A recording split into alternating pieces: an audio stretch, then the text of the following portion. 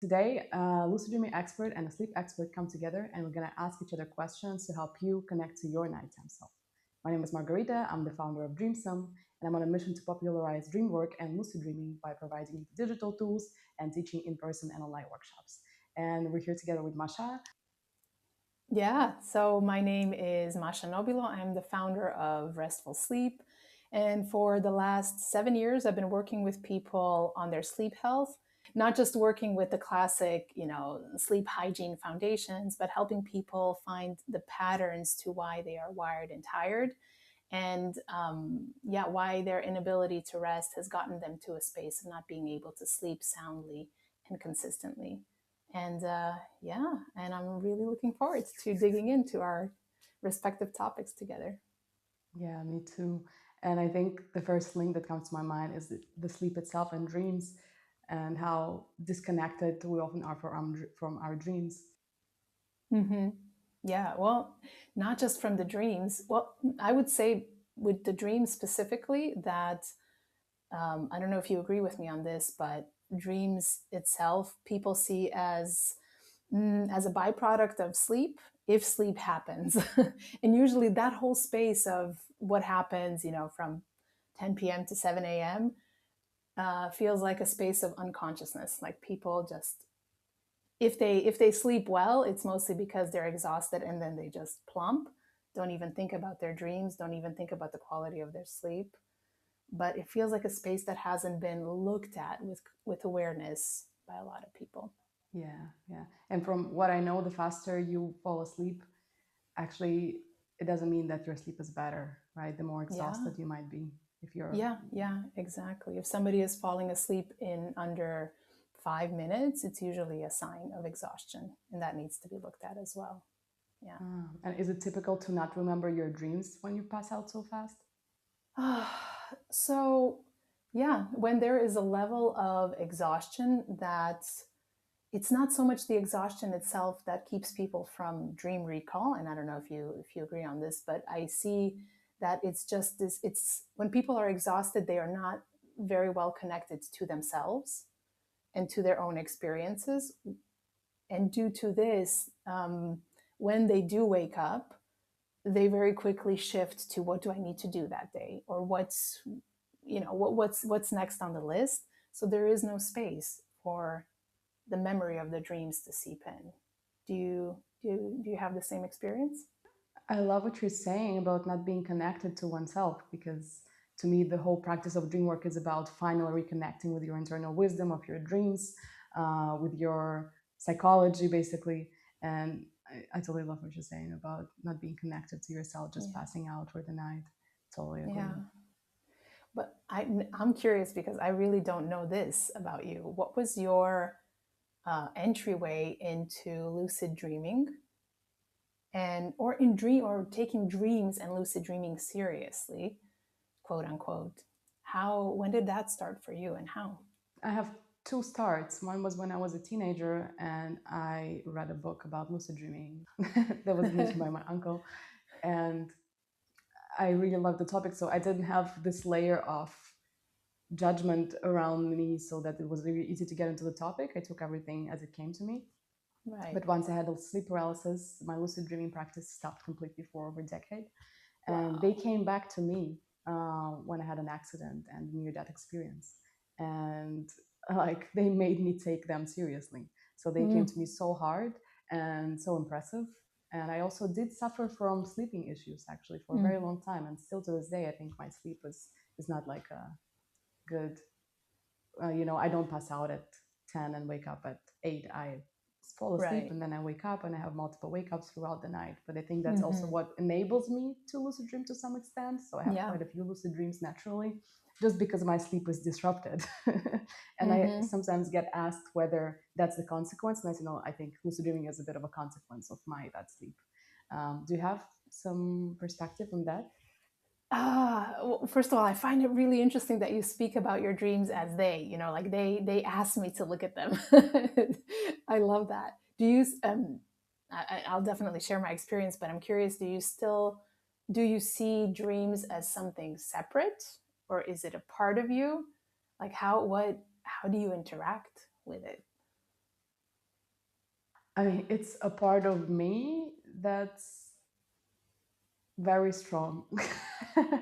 I somehow, yeah, it's a very interesting question. So I work a lot with this concept of the dreamer in lucid dreaming, Mm, and at the same time, I try to look at it from different perspectives. On one hand, it is me, but on the other yeah, hand, it's much more than me, so much bigger yeah, than what I know about myself. They know so much more than what I know about myself, and that's why I say they came to me. So some other part of me that I'm not connected to came to me and was like, please look at us. oh, so beautiful. I love that. I love that reframe because it sounds to me like a way of creating a relationship with the experience of the dream. Mm. I mean, my connection to it, um, a bit similarly like yours, came. Well, first of all, I started spontaneously lucid dreaming late in life when I was in a period of insomnia. So, and I'm mentioning this because there are a lot of people who are, of course, suffering from insomnia, and it takes a while to regain sleep health.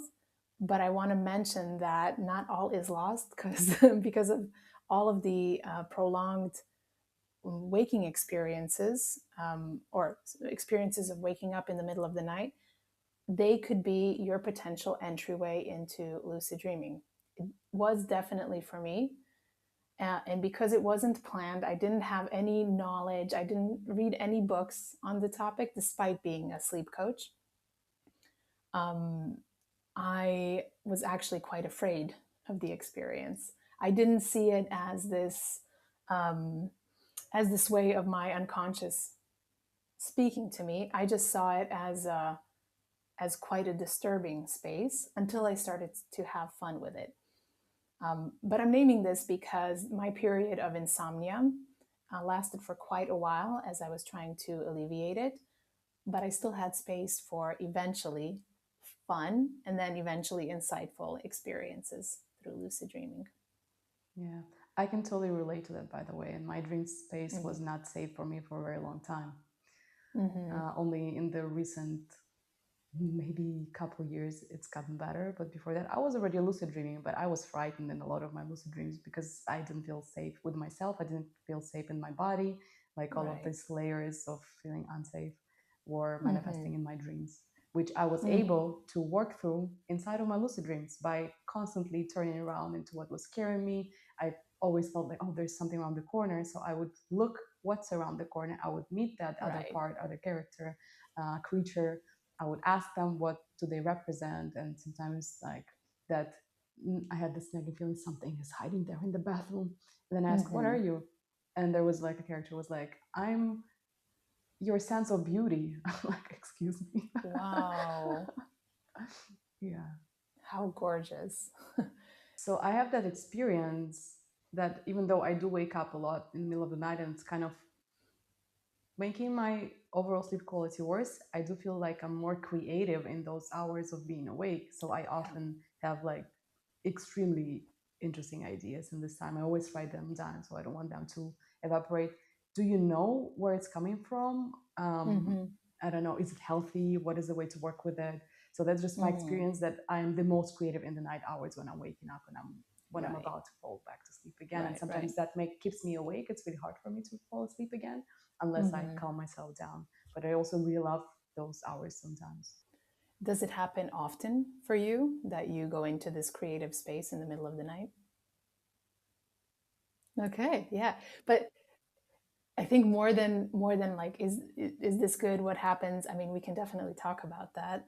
And these are um, things that you work with as well, the hypnagogic and the hypnopompic. um, so we can get into that. But I'm actually curious: is this is this something that you want to shift, or do you find it currently enjoyable because it is your space to connect with your creativity? I mean, it's both. So I don't want to stay up for 2 hours, but I mean, I think I found my way to work with it. So for me, it's already like kind of normal, and I know exactly what I need to do. I just need to write it down, and then it's fine. But Right. I'm curious if it's like more of a universal experience, or if it's just me and my creativity just flushing. So what you're doing is not a universal experience. It's actually a really creative way to use that time, to use the nighttime awakenings that are naturally happening for you. Most people, at least the people that I work with who have genuine sleep issues, they have a lot of sleep anxiety connected to those sleep issues. So whenever they do experience nighttime awakenings, by the way, all of us, even with the healthiest sleep, we experience at least 4 or 5 nighttime awakenings, but we might not be aware of it because a lot of us fall back asleep again. But people with sleep issues, the moment that they wake up, their mind creates a scenario of what this means, of how long am I going to stay awake? What does that mean for my quality of life the next day? Will I be able to perform? Will I be, they start calculating even without consciously wanting to, how much time am I actually going to be awake? And then the trying comes in, like, okay, if I stay still enough, then I'm going to be able to fall back asleep. But we both know that there's no trying in sleep. It's a letting go. But the fact that you are associating your nighttime awakenings with opportunities for creativity, and I'm assuming you're finding ways to then maybe recuperate that sleep by sleeping in a little bit longer, I suppose, in the morning. That's wonderful, because you're not only not attaching anxiety to it, you're, there's what I hear and what you're saying is there might be like a little bit of giddiness, like, oh, I get to connect with that creative part of me. Hmm. I guess it's just been a very long time. So my accident happened 4 years ago, 4.5 years ago. And there was a time when it was really tough. Like, I think the first 2 years, even, like, my sleep was really, really bad. So, Right. and I was anxious. And still, right now, when I wake up for more than 1 hour, like, that starts to bother me. But Yeah. over time, also working with dreams has helped me, because I wake up and then I write down my dreams. I know what's working inside of me, and that also connects me to things that Right. I'm thinking about when I wake up. So my dream shows me, huh, this conversation was important. I literally sometimes get answers of what I want to say in that conversation later. And so I wake up, and Mm-hmm. just the way my creativity works, it just comes to me. So, like, I can never force an idea to come to me. It's more that I digest something and then the answer comes out of me. And it's like, Mm-hmm. that's how I just cultivate it further. So when an answer comes to me in the middle of the night, I don't want to lose it. And I always also during the Yeah. day just write my ideas down. So I just write it down, and then it's easier for me. It's both out of my system and I don't have to hang on to it, but it's also, yeah, I Yeah. feel somehow accomplished, and I feel also sometimes really excited at night. So I'm wondering if that's also a thing for Mm-hmm. people, to get like excited about next day and then get so excited that you can't fall asleep again. Yes, yes, yes, yes. And that excitement, of course, can be a positive, pleasurable one, but it can also be a negative, stressful one, which is more common, at least for the people that I work with. But yeah, of course, excitement exists, thankfully, in our lives, and sometimes it can impede sleep. But one thing that's a core tenet of the work that I do, is to help people understand that having some nights occasionally lost, sleeping less, nothing will happen. Like, it's only problematic, of course, if it's continuously happening, if it's impeding with your health, with your self-image, with your ability to stay on top of your life. But if it occasionally happens, your body's ability to find balance again, if we give it the right opportunities, is going to kick in. So excitement is not a bad thing. It's more how we interpret it and how much anxiety we stick to it or not. Yeah. I'm curious, like, what has, for you in your own lucid dreaming journey, what has been like some of the more surprising things that you found along the way? Some things that you didn't realize you were going to experience or learn about yourself. That's such a broad question. Do you maybe have something more concrete, or is there a direction you want to steer it into? Yeah, because we're, like, the things that both of us work with is helping people connect with their nighttime self. And, you can call it your nighttime intelligence, or what have you learned about your nighttime self? Like, it sounds like you have this connection to your creative self very strongly in the night. Is there anything that the night or your nighttime self has taught you about you through lucid dreaming specifically? I have dialogues with this dreamy mind in my dreams. I mean, it's not that I even feel like that's what I have. It's literally, I call it the dreamer. I literally meet the dreamer whenever I have a lucid dream. And the more I lucid dream, the more I see that every character inside the dream is the dreamer somehow. Um, yeah, it's been an interesting journey to start building that relationship, by literally talking to it, by going on multiple dream journey with the dreamer, by being shown things, by having questions answered, and outside of the dream or like beside the dreamer, also having the chance to ask different aspects of myself, different sorts of questions, asking for ideas. And the most interesting thing about that is that I get answers I wouldn't have thought in the waking. This is just mind-blowing to me. Like, I did ask for creative advice on my like real strategy, and I already did it twice, and 2 times these ideas were not something I have thought consciously in the waking. I would have never thought about it, like if I tried to squeeze it out of me. So that's, to me, is just fascinating. I'm not even sure how it really works. But yes, or discovering blocks towards something when I was trying to meet the money archetype. And it also had, in the end, had to be a multiple dream journey, because I couldn't get to the money archetype before I dealt with other things that were stopping me from getting there. Like, it's really interesting just being inside of your psychology and figuring it out. Yeah.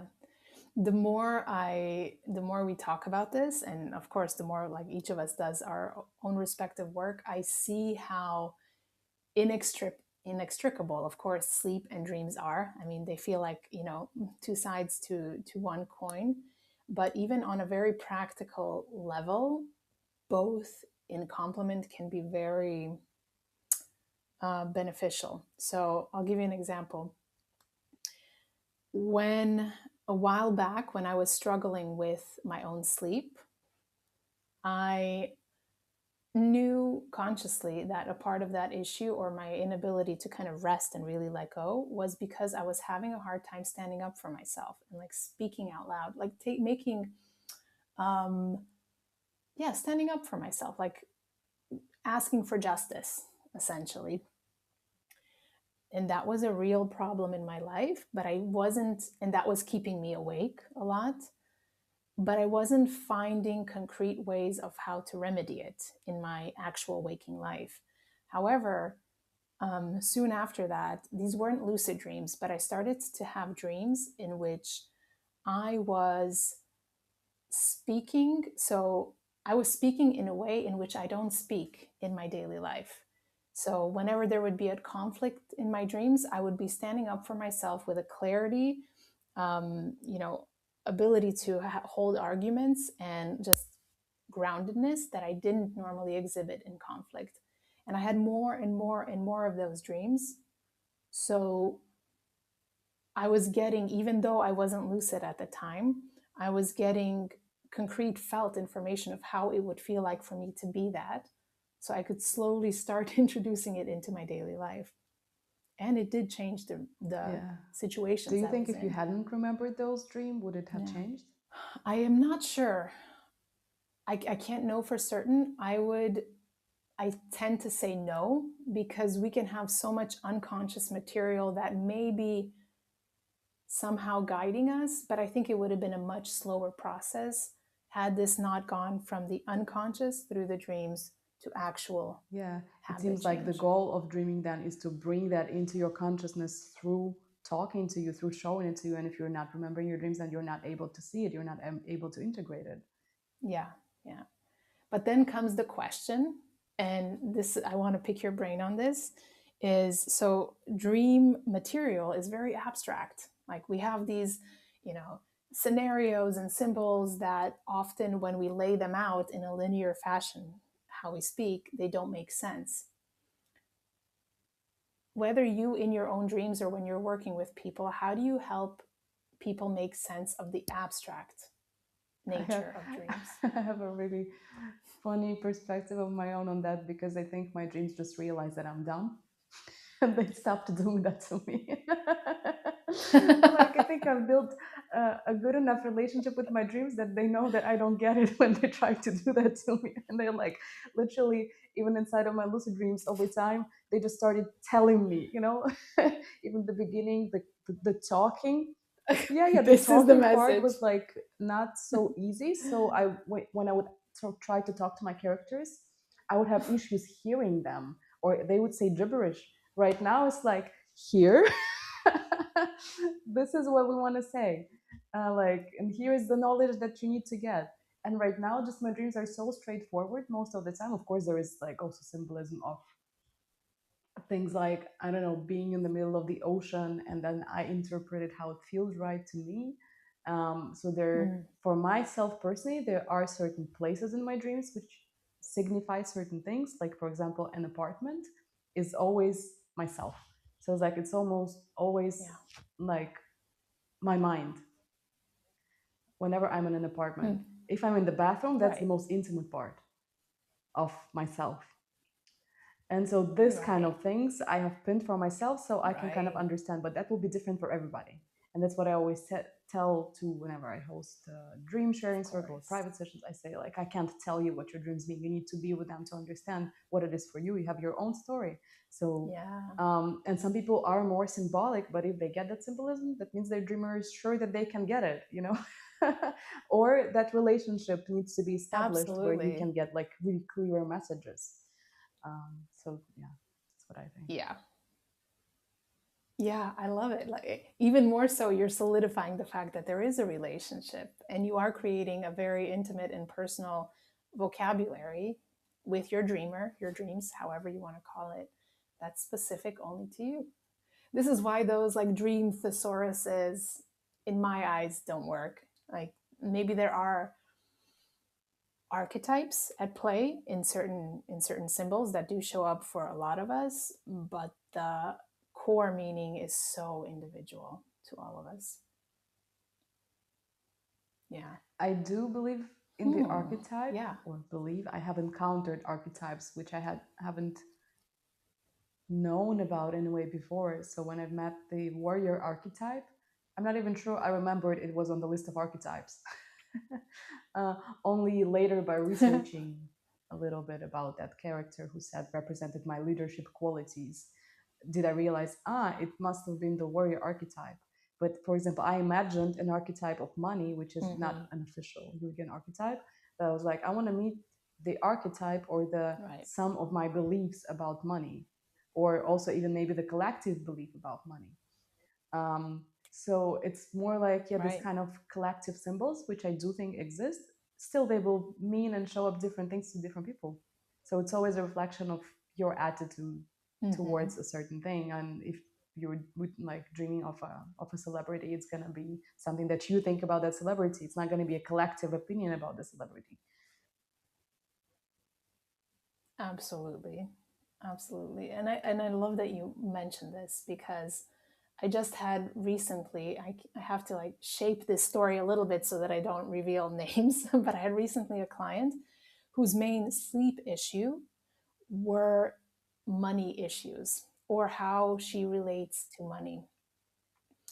And so the way that she was interacting with this very real thing that we have in our lives was giving her so much unrest that she was experiencing continuous insomnia.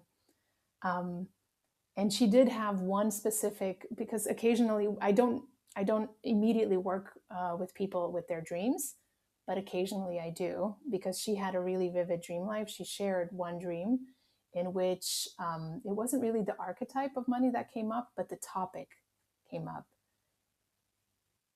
And it's so wonderful when it does, when the mind produces, or the body as well, produces this dream material that you can then take, see how you act, or how you interact with the dream, with the money archetype, and you can then transpose that and see what can I change in my daily life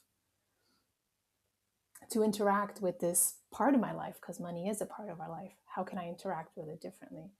So there's no separation between all of this, between how we sleep, how we live, and what our Yeah, unconscious exactly. says in the And to come dreams. back to the nighttime intelligence, I see throughout what you're saying is that sleep, just as much as dreams, is sending us signals about certain areas about our life. Like that's something I actually had no idea Mm. about. So I know dream can be about like money, and then it's that topic, but I had no idea that, for example, the same topic can manifest in your sleeping issues. Can you elaborate on that a little bit more?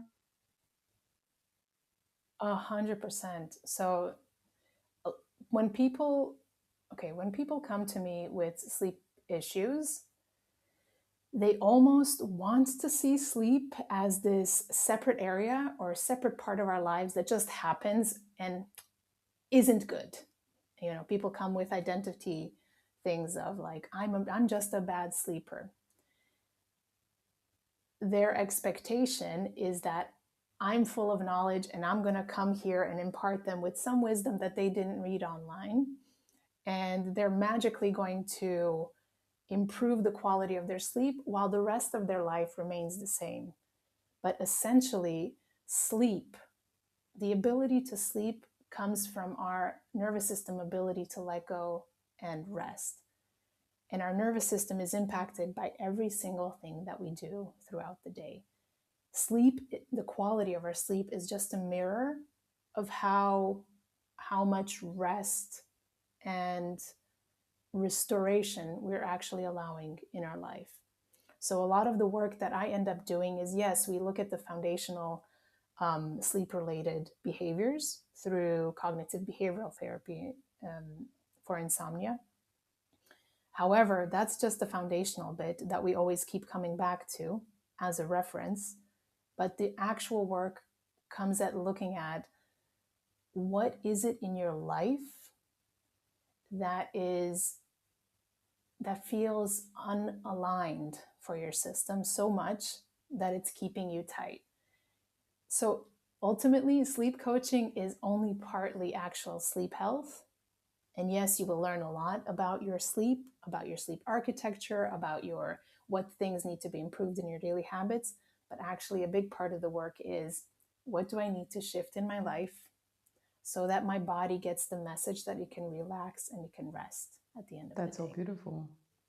Sounds Yeah. like dreams can Mm. help improve sleep health in the end. Yeah, yeah.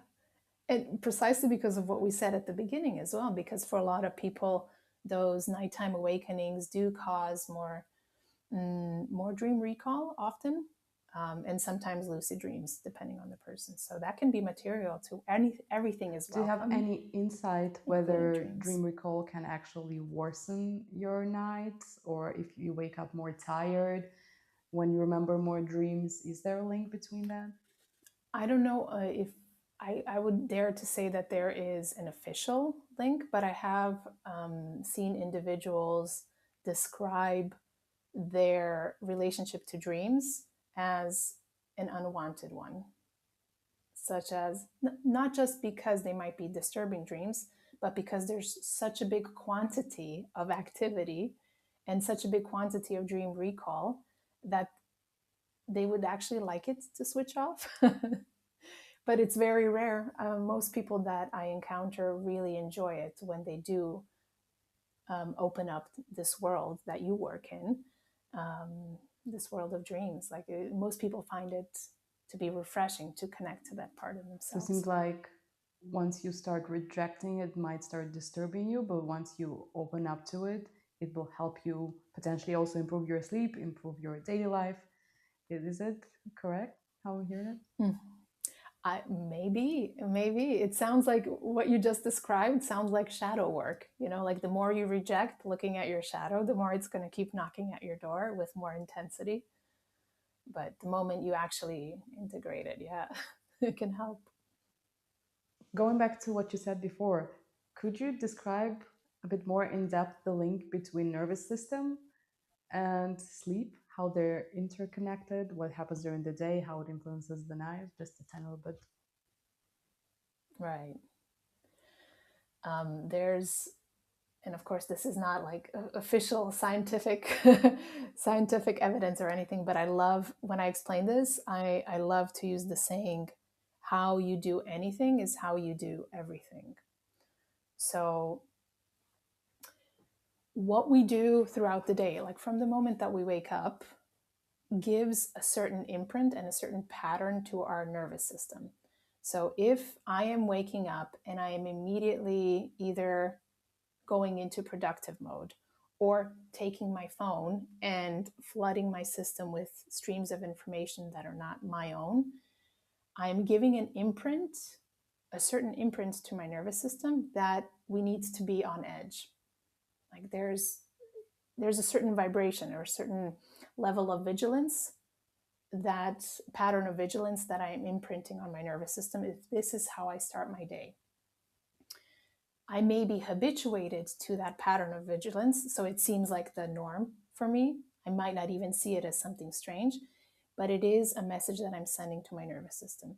And if I live throughout my day in this way, and then come bedtime, it's maybe like 15 minutes before I decide to go to sleep, and I'm, trying to do a wind down routine, it's not exactly going to make a dent in how my nervous system is able to wind down, because I've given it another, like 12 hours or so of a pattern that is not conducive for rest.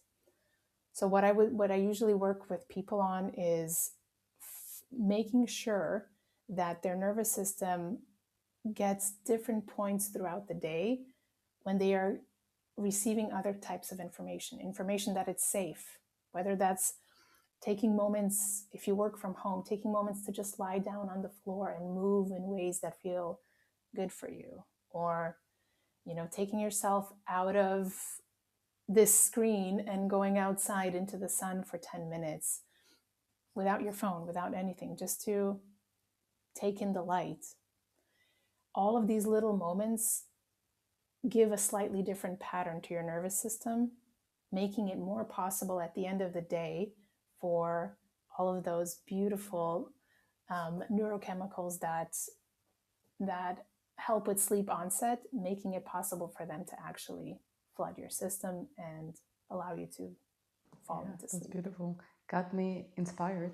Yeah, it's not really a scientific, yeah, it's not really a massively scientific explanation, but it's a behavioral And makes explanation. sense. I Yeah. do meditate every day, and I think over time I'm learning more and more how to just relax because I have that experience during meditation. I know how to do it. Sort of transfers into my night when I'm able to, like, okay, thank you for the creative ideas, but right now I think I have had enough. So, yeah. Right. Let's park that and allow sleep to come. Mm-hmm. And it can be really like, sometimes there can be some really creative ways in working with this. There are things we do throughout the day that are habitual, and all we need to do is change the way that we do them. For example, I don't know, if you're preparing dinner, and if your habit is to like chop up vegetables in a very like quick way, it might be efficient, it might be your habit, you might not even notice that you're doing it. But if you have the possibility to change that and just go, let me do this like more slowly, let me feel my breath as I do this, even that can have an effect. It doesn't need to be like any kind of special practice. It's just about changing the quality with which we use our nervous system throughout the day. I think I do only have one Yeah. more question, which goes back to the somewhere middle of our conversation where you said that you started dreaming of something, of some experiences you didn't have in your waking life, and then they have transferred into your waking life. Mm-hmm. I was asked recently at a workshop Right. that a person was dreaming of a completely different state of mind that they are in during the day, but it's always like that. So in the dream, they're always um, optimistic about the outcomes, like taking everything easy. But in the waking life, they're not like that. Perhaps they're more anxious. So, Mm-hmm. do you have any insight on that from your personal experience, or maybe a scientific point of view? Like, is that common? What does it mean? Like, yeah. Yeah. There is a wonderful book, and I'm trying to see if I have it here. Yes, I have it here. It's called This Is Why You Dream by I have it in Rahul the other room as Jandial. well. I hope I'm saying that right. Yeah. Yeah. So, one of the, I mean, that book is amazing for anybody who wants to read it. But one of the ways we don't exactly know specifically the full spectrum of why we dream, but one theory behind it is that we are rehearsing scenarios. We are going through the different categories of experiences that we had and might have in the future, and giving it, using the dreams as a playground to try something different. I don't have any scientific evidence for this, and maybe Dr. Rahul Jandial does, but my presumption is that this is a very creative way for the brain to try something new. And if it's doing it consistently, then that might be the message from the unconscious to go for it, try it out. How would it be to be like, what would 10% more optimism Exactly. look like? I actually answered back to that person with your example. I hope you don't mind it, but I said that I know somebody who had experienced different scenarios with conflicts in their dreams than in the waking life that they transferred. So that's exactly what I passed on, that they perhaps would just try that, and maybe they're, exactly, rehearsing something new in their dreams. Yeah. Now, and I'm just curious because I really want to know how you, how in your work, when you encounter people who actually never experienced lucid dreaming consciously and they potentially maybe struggle to lucid dream, what do you often see is the real issue behind the struggle? Did you notice any pattern there? I think a lot of people are still in the beginning of their journey, right? So not everybody remembers their dreams, even though everybody dreams. So most often I just hear people saying, I don't remember my dreams. And that's where we have to start. We have to start remembering our dreams. That's the first layer of the practice. Right. Then sometimes the question is, why don't you remember your dreams? You know, you don't want to, perhaps you don't want to see something, or perhaps you just don't have the capacity. You don't give your attention to that part of your life. You're not figuring out that part. Can already help you start remembering more dreams. I did work with also more experienced lucid dreamers who have had a lucid dreaming drought. So, like that period where they have had lucid dreams in the past and then they had stopped. And there, the goal is to go back to the last moment of when you did have a lucid dream. What happened there? I actually experienced myself a similar thing like last month, where suddenly they just evaporated. So everything was going fine, and I was again like deepening my relationship and we were flowing inside of my dreams with the dreaming mind, like such synergy, you know. And then they just ended, and right now when they came back, they were not the same. They were like, I was more restricted again. Like I couldn't do what I wanted again. I was like asking my dreamer, what happened? And my dreamer said, you abandoned me. And I completely didn't get what it meant. So I had to go back to my latest lucid dream, and I saw like, yeah, damn it, I again tried to run away. Yeah. Super interesting. It sounds like there's no running away from our unconscious. It always knows. And yeah, sometimes it can be fear of lucid dreaming, right? So maybe something happened in the lucid dream that scared the person, or sometimes life gets stressful. So whenever there's like life events that take more capacity, lucid dreams tend to go first. Yeah. Yeah, I can relate to that because I've had, thankfully, I've reestablished my connection bit by bit with my dreamer, but I had a big drought and I know exactly what it was about. For me, it was the fact that my ability and willingness to stay lucid in my own wakeful life or to stay present to the realities of my life had diminished. Like things were just hard. And I think I wasn't willing to stay mindful in my own waking life.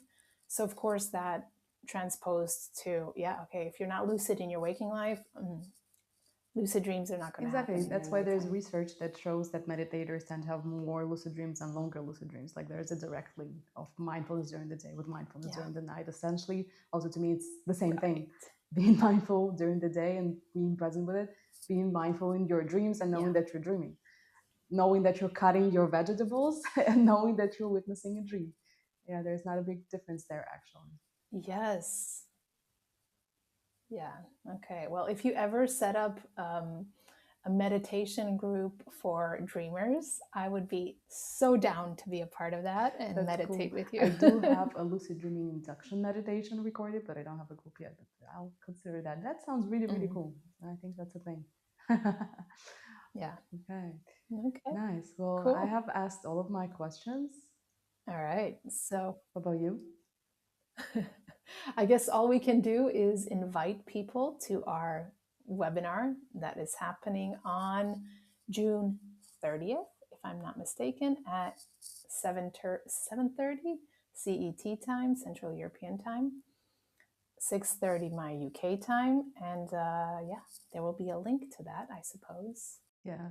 Yeah, and that's where we'll talk more about the nighttime intelligence and creating routines to connect with it, about lucid dreaming as well. So I'm also really excited to continue this conversation in the workshop mode. Yeah, it was a pleasure. Thank you.